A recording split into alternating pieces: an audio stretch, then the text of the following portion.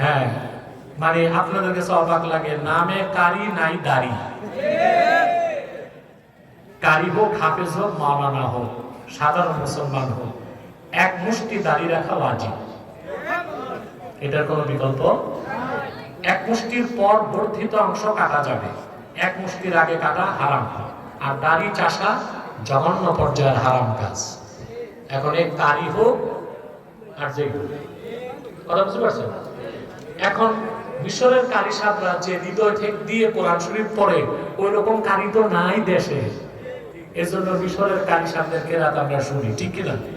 ওনার হিসাব উনি দিবে, আমরা কেরাত শোনার সওয়াবের হিসাব আমরা দেব।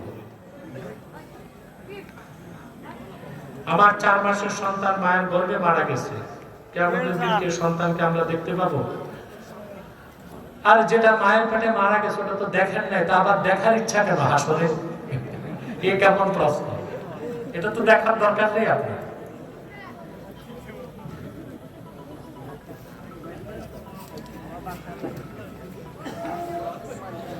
প্রিয় শেখ, আপনার প্রতি আমার অনেক শ্রদ্ধা।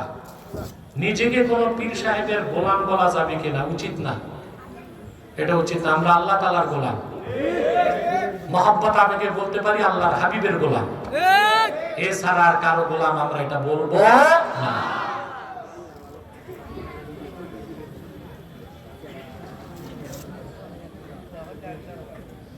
এক বক্তা বলেছে, নবী করিম সাল্লাল্লাহু আলাইহি ওয়াসাল্লামের মিলাদ মেনে আবু লাহাব নাকি জাহান্নামী হয়েছে।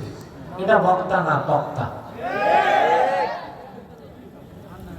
আরে ভাই, মিলাদুন নবী পালন করার কারণে আবু লাহাব জাহান্নামে যায় না, ঈমান না আনার কারণে জাহান্নামে গেছে।